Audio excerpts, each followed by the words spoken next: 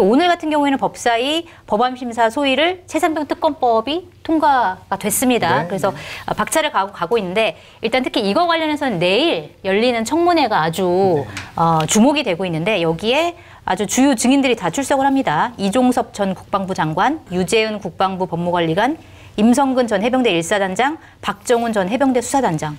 그런데 문제는 이제 나와서 이건 수사 중이기 때문에 뭐 얘기할 수 없습니다. 이렇게 할 거라는 예상들이 좀 많이 나오고 있어요. 지금 분위기 어떨 것 같으세요? 자, 보면 세 부류가 있을 겁니다. 여전히 윤석열 대통령을 믿고 지키려고 하는 사람들이 있을 거고, 뭐 이건 말 하나 많아죠. 그냥 뭐 하던 대로 하겠죠. 두 번째는 최근에 나온 통화 기록에 의해서 자기들의 혐의가 도저히 벗겨지지 않아서 어떻게든 이 상황을 탈출해야 되는 사람들이 생깁니다. 이건 게임 이론 같은 건 거죠. 한 사람이 배신을 하면 결국 나머지도 저 사람 배신할까 안 할까 두려워서 말을 할 수밖에 없는 상황에 처하는 사람들이 일부 있을 거고요. 네. 세 번째 제일 중요한 건 박정훈 대령입니다. 네. 박정훈 대령이 왜 지금까지 말을 안 했을까요? 군인이니까. 현직 군인 신분으로 징계 중인데 언론을 접촉해서 자신의 사견을 밝히는 것인 또다시 징계 행위로 돌아가고 본인의 재판에 영향을 미치게 되는데 국가 권력의 감시자인 국회가 이 입법 청문회 자리에 불러서 증인 선서라고 물어보게 되면 진실 외에는 말을 할 수가 없게 됩니다. 네. 진실 말을 말해야 되고 본인이 언론 인터뷰가 아니라 회의록이 기록되는 자리에서 증언으로서 본인의 입장을 상세하게 설명할 수 있게 되거든요. 그래서 저는 내일 무엇보다도 박정훈 대령이 지금까지 얘기 안 했던 부분이라든지 특히나 징계나 여러 가지 문제 때문에 말하지 못했던 부분을 내일 청문회장에서 진솔하게 답변하는 것. 네. 여기서 언론들도 많은 실타래를 찾아낼 수 있지 않을까? 사실 또 이 사건의 관전 포인트 중에 하나가 대통령이 얼마나 연루됐느냐 그 부분인데 지금 기사들이 계속 쏟아지고 있는데 그러니까요. 일단 그 회수된 날, 그러니까 경찰서로 이첩하고 바로 회수한 날 이종섭 장관이랑 전화통화 3번 했다는 건 보도가 나왔고, 그런데 최근 보도 보니까 또 같은 날 신범철 당시 국방부 차관이랑 통화하고 임기훈 당시 국방비서관이랑도 통화하고 네. 이 여러 가지 통화한 사실들이 줄줄이 지금 나오고 있는데 이거는 좀 어느 정도의 파장일 거라고 보세요? 이게 통신사실 조회라는 것은 영장이 없이 수사기관, 경찰 이런 데서 팩스 한 장 보내면 우르르 들어오는 겁니다. 네. 그럼 그 특정 핸드폰에 특정 기관에 통화했던 모든 핸드폰 번호와 그 사람의 이름, 주민등록번호 앞자리 등과 하여튼 이게 그냥 주르륵 들어오거든요. 주르륵. 그래서 예를 들어 살인 강도 이런 사람을 잡을 때는 기지국으로 쳐갖고 3만 명씩 걷어다가 그걸 쭉쭉 모아서 거기서 겹치는 사람을 찾아내갖고 체포하는 기법까지 있을 정도로 아무렇게나 주는 자료예요. 네. 그런데 지금 대통령의 번호가 특정이 됐잖아요. 그리고 그 번호로 수십 통까지 모래서 좀 보도만 된 건 수건의 통화가 지금 벌어지고 있는 거 아닙니까? 그럼 공수처로서는 그 대통령의 특정 번호. 근데 이게 비화폰이면 국가 안보와 관련된 번호면 조회가 안 되는데 네. 이거 그냥 본인이 들고 있던 핸드폰 들고 들어가서 텔레그램 쓰라고 들고 있는 거거든요. 이게 무슨 얘기냐면 네.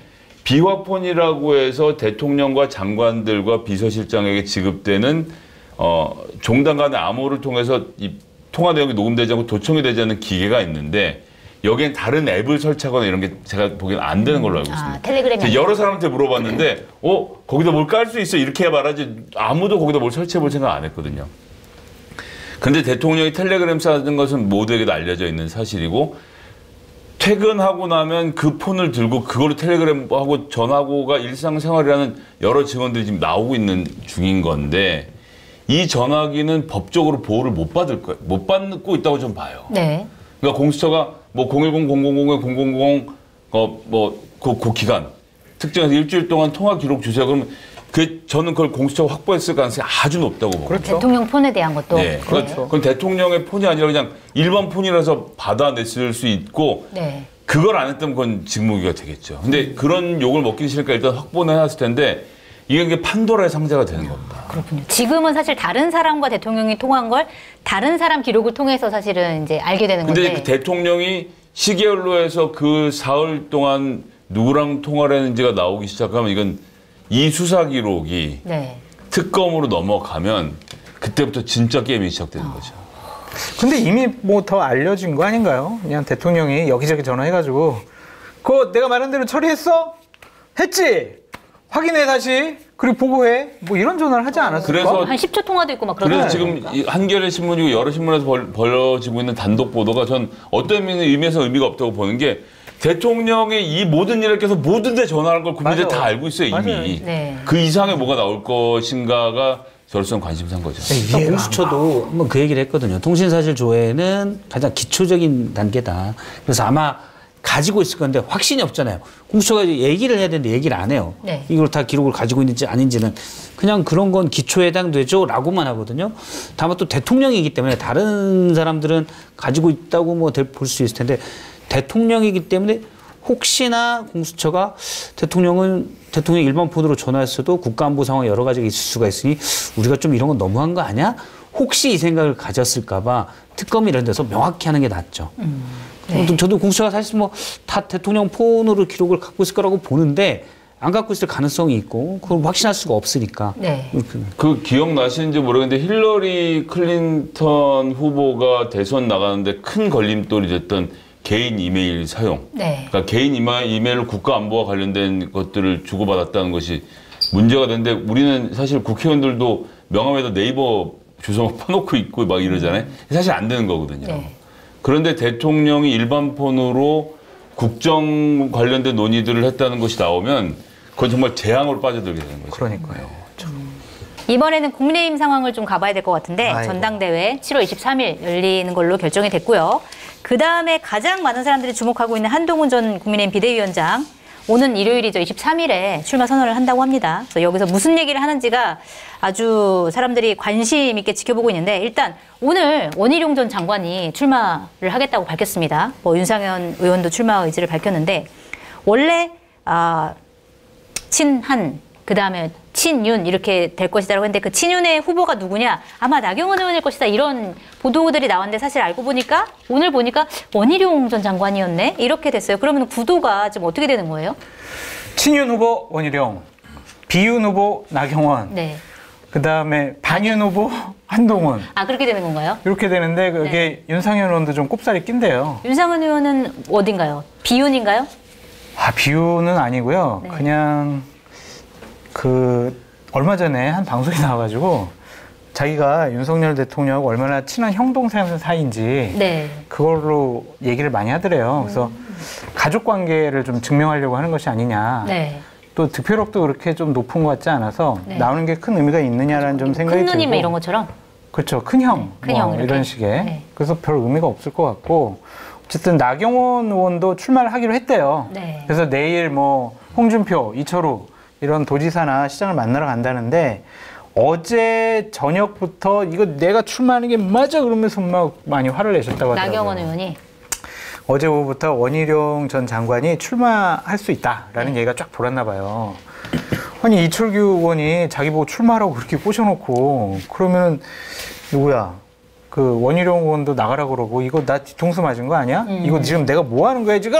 네. 막 이제 화가 많이 나셨던 모양인데 그래도 주위에 너무 많은 얘기를 하셨고 그 본인을 도와주는 7명의 보수의 여전사들과 함께 네. 한 분이 난국을 뚫어보겠다라는 결심을 강하게 한 것 같습니다. 출마를 한다. 네, 한대요. 그냥. 어떻게 보세요? 구도는 그러니까 저는 나경원 비슷하게 의원이 하시고 싶고. 뒤통수를 맞은 것 같아요. 근데 나경원 의원 본인 스스로 자기 친윤이랑 거리를 좀 뒀잖아요. 공개적으로. 네. 그런데 사실은 속으로는 지지를 받고 싶었던 거다. 그렇죠. 네. 겉으로는 비윤이라고 하지만 속으로는 내가 이렇게 해도 알만한 사람은 알 거고 어쨌든 친윤의 도움을 받아서 한동훈 위원장의 대항마로 내가 포지셔닝이 돼 있어라고 생각했는데 네. 갑자기 원희룡 장관이 나온다고 하면 거기는 이제 확고한 친윤이잖아요. 그러면 친윤의 도움을 못 받잖아요. 네. 그래서 얼마 전에 그 나경원 의원이 사람들 만나서 이번 나갈 거다라고 적극적으로 해놓고 다시 기자들에게 문자 보내서 아니다라고 네. 한 적이 있거든요. 그때 얘기가 좀 돌았다는 얘기가 있고 원희룡 장관이 나가려고 한다. 네. 그럼 도대체 지금 난 뭐야? 나는 왜 앞서 이제 장 소장님 말씀하신 대로 나는 왜 이렇게 됐어? 뭐 이렇게 했지만 지금 와서 또 꺾기에는 그러면 원희룡 장관한테 나는 밀려라는 걸 그냥 공식적으로 보여주는 게 돼버리잖아요. 네. 그래서 이러지도 저러지도 못하고 이제는 출마하는 그냥 네. 그런 형식이 아닐까라고 생각이 됩니다. 네. 김성희 의원님은 좀 어떻게 보고 계세요? 일단 한때 나경원 의원이 사이가 좋았죠. 대통령 쪽과 사이가 좋아서 정무수석도 제가 알기로는 나경원 의원의 픽으로 추천되어서 들어간 걸로 네, 알고 있고 그럴 정도로 가까워질 때는 당을 좀 맡아주십시오라는 분위기가 상당히 있었고 뭐 이제 이철규 의원도 그런 가운데 역할이 있었던 것이 아니냐라는 얘기가 모락모락 피어나고 있었는데 그게 점점 더 지금 다시 멀어지고 있는 중인 거잖아요. 그러니까 저 하나서도 그게 정리가 안 되는 게 제일 저는 웃기는 일이라고 보고 네. 한동훈 어대한 뭐 이렇게 하는 이 자체가 말 그대로 우물 안의 개구리인 건데 지난 총선은 윤석열 검사와 한동훈 검사로 이어지는 검사 정권의 연장에 대해서 보수 유권자들이 이건 아니지라고 던진 거예요, 선거를. 네. 확실한 패배를 줘서 검사의 검사로 이어지는 이 국민의힘의 난국을 타개하겠다는 보수의 의지가 상당히 반영이 됐는데 지지자들을 확 줄여서 유튜브 보고 대통령을 좋아하고 당에 있는 요 사람들끼리 보니까 그 안에서 그나마 한동훈이 낫다라는 결론을 만들고 있는 거잖아요. 네. 그렇게 되면 글쎄요, 뭐 한동훈 비대위원장이 될 수도 있겠지만, 예. 근데 그렇게 해서는 그러니까 중도 확장은 둘째치고 원래 있던 보수 세력 회복이 되겠느냐, 저는 어렵다고 봅니다. 저는 한동훈 전 비대위원장이 만약에 출마를 했을 때 가장 궁금한 거 그리고 기자들이 가장 처음으로 물어보는 게 그걸 거예요 아마. 최상병 특검 어떻게 하실 거예요? 김건희 특검 어떻게 하실 거예요? 대통령과의 관계 설정 어떻게 하실 거예요? 그거에 대한 대답을 준비를 하고 있을 텐데 분명히 어떻게 대답할 거라고 보세요? 지금 대단히 고민을 많이 하고 있는 것 같아요. 그래서 어떠한 단어와 어떤 문장을 써가지고 설득력 있게 뭐 자기 입장을 밝혀야 되는지 아직도 못 정한 것 같습니다. 계속 얘기 중인 것 같아요. 아 그래요? 네. 아직도 못 정했어요? 네. 근데 그걸 먼저 정한 다음에 출마를 결심해야 되는 거 아니에요? 내가 요걸 할 수 있으니까 출마를 해야지 뭐 이렇게? 그게 맞는데 네. 일단은 그 부분에 대한 정리보다는 본인이 이번에 당대표가 되고 내년에 재보궐선거 때 나와서 배지를 달고 그 힘으로 국회에서 세력화를 굳히고 2027년 대선을 출마하겠다라는 이런 본인의 정치적인 로드맵을 먼저 세워놓고 출마를 선택을 한 것 같거든요. 네. 그래서 지금 치열하게 고민을 하고 있다니까 wait and see 지켜보시죠. 알겠습니다. 아 궁금해지는데 어떻게 예상하세요? 일단 뭐 애매모호한 스탠스? 스탠스로 갈 것 같아요. 총선에서도 약간 그랬죠. 말이 돼요, 근데? 근데 지난번에 한 말이 이거였어요. 정치인이 배신하지 않아야 할 대상은 국민뿐이다. 네. 이렇게 얘기를 했거든요.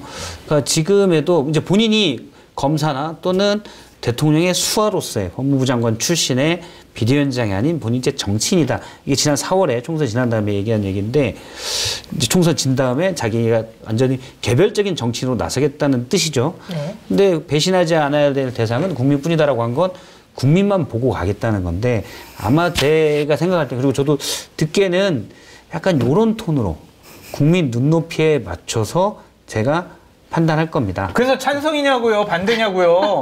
찬성 쪽인데 명확치 않게 얘기할 것 같아요. 후보님, 다시 한번 묻겠습니다. 찬성입니까? 반대입니까? 아니 장수장님은 매사에 이렇게 일도양단으로 하십니까? 저 정청래 흑백론자입니까? 위원장이 흉내내는 거예요. 후보님, 다시 한번 묻겠습니다. 명확히 말씀해 주십시오. 찬성입니까? 반대입니까? 제가 지금 방금 명확히 국민을 배신하지 않는 게 정치인이 갈 길이라고 하지 않았습니까? 알겠습니다. 이 정도 얘기하면 된 거 아닙니까? 열심히 하십시오. 아무튼 김정희 의원님. 네. 내부적으로는 제가 듣기로는 이제 그런 정도 톤으로 국민을 앞세워서 뭔가 얘기하는 거다. 근데 이게 정말 미세하게 아다르고 어다른 거거든요. 그래서 그런 명확한 워딩에 대해서는 고민이 있을 것도 같아요. 네. 김정희 의원님 어떻게 CBS 김규환 논설위원 취재에서 보도했던 바가 있지 않습니까? 한동훈 전 비대위원장이 윤 대통령 그 사람이라고 그 형 봅니다. 반은 구라래요. 반은 구라. 아, 그래요? 취재를 한 게 아니에요? 그러면 처벌 받아야지 처벌. 근데 그 사실 정정 보도 이런 게 안 들어가고 아니 있어요. 법적 조치 했을걸요? 그렇지 아, 그래요? 않아요? 그 부분에 대해서는? 모르겠어요. 그 부분은 그 전께 한동훈 소명까지는 위원장이 멀쩡히 저기 녹취로 남아 있기 때문에 예, 모르겠습니다. 하여튼 여튼 사이가 안 좋다는 것은 공공연한 비밀인 거 아닙니까? 그러면 수위를 어떻게 정하지는 별로 중요하지 않고 결국은 윤 대통령을 압박하고 본인에게 유리한 쪽으로 갈 것이다만 우리는 알고 있으면 된다고 생각합니다. 그 압박의 수위를 어떻게 할지는 그때그때 봐가면서 당원들의 마음을 상하지 않게 하는 수준에서 하겠죠. 맞아요. 그래서 그 수준이 또 궁금해지는 게 그러니까 지금 친윤계가 굉장히 심하게 공격을 하고 있는데 특히 이철구 의원 같은 경우에는 뭐 그 어대한이라는 말은 당원 모독이다 이렇게 얘기를 하기도 하고 또 이 한동훈 전 비대위원장의 정체성을 계속 공격을 하는 것 같아요. 김경률 전 비대위원이랑 같이 있고 그다음에 진중권 교수가 뭐 도와주고 있고 이런 얘기를 하면서 이 사람은 진정한 보수가 아니다라는 분위기를 풍기는 얘기를 계속적으로 하고 있는데 사실은 그럼에도 불구하고 친윤계가 힘을 한동훈 비대위원장을 비판하는 그거 자체가 얼마나 힘을 발휘할 것이냐. 약간 이거에 대한 의문이 좀 나오고 있는데 어떻게 그러면서 어대한 그래도 어대한으로 돼요? 아니면 친윤계의 힘이 어느 정도 발휘가 될까요? 다 사실 뚜껑을 열어봐야 돼서. 근데 가능성은 놓지만 꼭 될 거냐 이건 모르죠. 왜냐하면 총선 때는 한동훈 위원장 입장에서 국민의힘 입장에서 민주당이라는 명확한 대립각이 있었잖아요. 그래서 그쪽만 보고 막 얘기하면 돼요. 물론 이조 심판이라는 부적절한 슬로건을 들고 나왔지만 이번 이조 심판은 이철규, 조정훈 이조 심판이다 이런 얘기도 있죠. 예, 근데 지금은 내부 싸움이기 때문에 이건 복잡단하네요. 정치적 내공이 훨씬 더 필요하거든요. 네. 그래서 지금 이제 내일 모레 나와서 기자회견하면서 얘기를 할 거고 그다음에 전당대회 기간 동안 어떤 메시지, 어떤 행동을 보이냐에 따라서 결정될 거기 때문에 가능성은 높지만 무조건이냐 그건 전 아니라고 봐요. 무조건은 아니다. 왜냐하면 실수할 제가 늘 예로 드는데 이 가능성이 한 20% 정도 있다고 보는데 반기문 사무총장의 턱받이 사건처럼 네. 본인 선거에 대한 캠페인을 하다가 이상한 실수 하나가 나오면 그거 하나로 가거든요. 네. 그래서 뭐 그 턱받이를 할 것 같지는 않대 한동훈 위원장이 턱받이를 할 것 같지는 않은데 어쨌든 뭐 그런 비슷한 사건 국민들의 상식과 괴리돼 있는 얘기들이 나온다. 대표적으로 지난번 사직에서 야구 봤다. 오마이뉴스가 사직구장에서 야구 봤다고 쓰니까 언중에 제소했잖아요. 근데 구장자 안 붙였는데 언제 구장이라고 했냐. 이런 게 이제 일반 국민들의 상식과 벗어나는 거죠. 네. 말장난이지. 네, 사직에서 봤다 뭐 약간 이런 식이었죠 그때. 그렇죠. 그건 관훈클럽 토론에 그 질문이 맞느냐 그게 일반적인 거냐라고 질문이 들어왔는데 거기서도 명확하게 대답하지 않았었어요. 네. 근데 그런 일들이 만약 쌓인다 그러면 아니 저분은 그냥 서초동의 계좌들 뿐이구나 라는 위험성이 있다는 거죠. 지금 제가 말하는 게 다수는 아닌데 가능성이 아예 없는 건 아니기 때문에 어디 아니라고 무조건 얘기할 수는 없다. 뚜껑을 봐야 된다. 뚜껑을 열어봐야 된다. 예. 김성애 의원님. 근데 이번에 당대표를 뽑는 게 결국은 다음번 대선에서 어떻게 할까의 싸움이잖아요. 근데 다음번 대선 후보로 다른 주자들이 부각되지 않는 상태에서 이제 현재로서 그나마 대통령 선거 후보로서 지지율이 많이 나온 한동훈도 그냥 가는 정도인 거라서 뭐 돼도 그만이고 안 돼도 그만이라고 생각해요, 저는 사실. 그리고 민주당 입장에서는 한나 땡이다 이렇게 생각하고 계신 거예요? 땡까지는 아니지만 땡까지는 뭐 아니에요? 이러나 저러나 그냥 그런 거예요. 이 사람이 뭔가를 더 위협적으로 할 수 있거나 뭘 제대로 할 수 있을 거를 보지 않고 최근에 한동훈 전 비대위원장이 본인 존재 감사를 한다고 이재명 후보께서 대통령 되시고 나면 맞아요. 그다음에 어떻게 할 건지에 대해서 얘기를 하고 이제 세상에 가장 이상하고 어리석은 프레임입니다. 저분이 대통령이 되시면이라는 전제를 왜 해요? 남의 당에서. 네. 예. 그러니까 그럴 정도의 정치적 내공으로 당대표를 글쎄 뭐 인기로 볼 적에 해볼 수는 있겠지만 이게 밖에서 보면 쉬워 보이죠. 안에 들어와서 막상 그 모든 문제들을 정치하게 정하는 상황이 되면 많이 당황을 하게 될 겁니다. 그래서 전 뭐 이러든 저러든 예, 뭐 나경원 의원님이 나오셔도 좋고 뭐 한동훈 비대위원장이 하셔도 좋고 아무나 하시면 된다. 아무나 하시면 된다. 예. 아니 대통령에게 노라고 말할 수 있는 사람이 나오기 전까지 계속 비슷할 거라고 봐요. 네. 자, 어대한 전망 어떻게 보세요? 되겠죠. 왜냐하면 여론조사를 보면은 뭐 거의 압도적으로 나와요. 될 거는 같은데 일방적으로 되진 않을 수 있을 것 같아요. 원사이드하진 않을 것이다. 왜냐하면 이철규 의원이 지난번 김기현 당대표 만들 때 조직표를 동원해가지고 한번 뒤엎어 봤잖아요. 네. 노하우가 있는 거예요. 근데 그때랑 어쨌든 상황은 다르잖아요. 그때는 총선 전이라서 윤핵관과 대통령의 말을 국회의원들이나 당협위원장이 안 들을 수가 없었는데 지금은 좀 상황이 다른 것 같아요. 대통령 지지율도 낮고 그때만큼 결집력은 없겠지만 네. 어느 정도 경쟁력은 좀 보여줄 수 있지 않을까. 그래서 친윤들은 어쨌든 7월 23일 날 1차 때 한동훈 과반수만 안 넘으면 28일 날 우리가 뒤집어 엎을 수 있다. 네. 역전할 수 있다.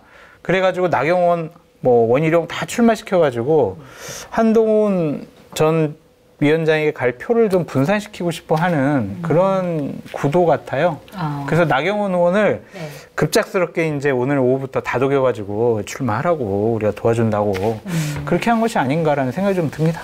자, 일단 그럼 1차 투표에서는 나경원 의원과 원희룡 전 장관의 표가 이제 갈라지는 거잖아요. 친윤 뭐 그렇죠. 네, 그렇죠. 친윤과 비윤이라고 그렇죠. 치더라도 그렇죠. 네. 그럼 만약에 결선은 원희룡 전 장관이 갈 가능성이 큰 거예요? 모르겠어요, 그거는.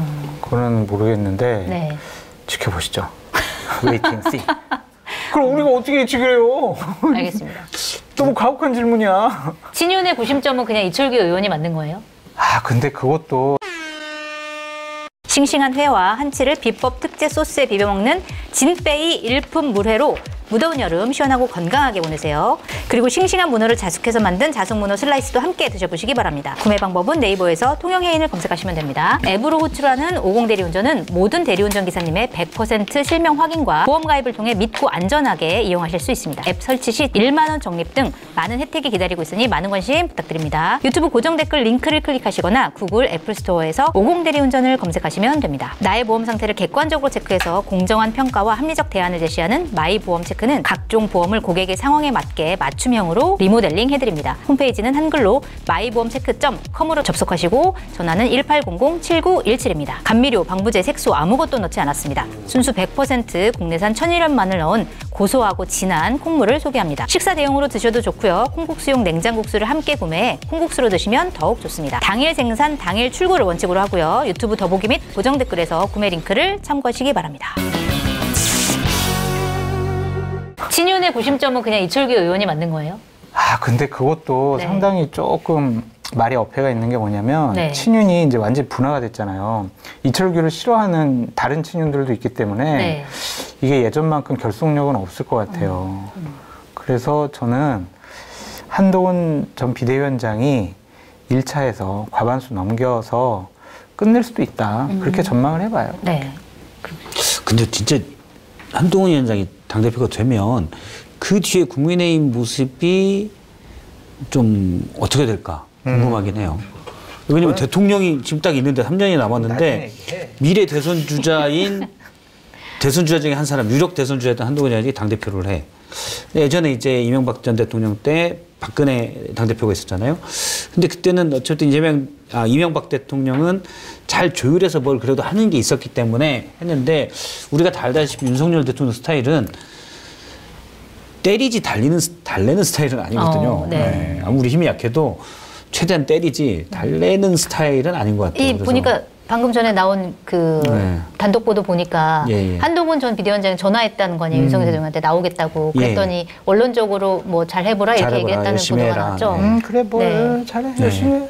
뭐 기분 나쁘겠죠. 네. 한동훈 위원장도 저는 전화 안 할 줄 알았는데 전화를 했더라고요. 보니까 아마 이제 통보 차원 그리고 바깥으로 보이기에는 굳이 너무 반윤으로 보이는 거가 알만한 사람은 다 알지만 너무 그런 것도 또 부담스러우니까 그냥 예의를 차리는 모습 딱 그 정도. 네. 나는 예의를 그래도 차렸어. 딱 요거. 그것만 보여준 것 같아요. 혹시 기억나세요? 지방선거 전에 유승민 전 대표가 네. 나 경기도지사 후보 출마하겠다고 대통령과 통화했다고 했었잖아요. 네, 통화해놓고 그냥 기문에 공천. 내보내가지고 네. 그냥 뭐 짝살 내놨잖아. 네. 통화한 것으로 모든 게 풀렸다라고 보기는 어려운 것 같고 오늘 참 김성애 의원님께 너무 감사드리는 게 오랜만에 동시 접속자분들이 6,200여 분. 다 김성애 의원님 덕분에. 원래 이 정도 요즘 아, 최근에 매주 나와주세요, 매주. 최근 좀 떨어지고 있었습니다. 네, 안 네. 됐어요. 그게. 네. 와, 매주 나와주시기 바랍니다. 네. 너무 감사합니다. 왜 조회수가 많이 나온다고 생각하세요? 좀 당혹스럽네요.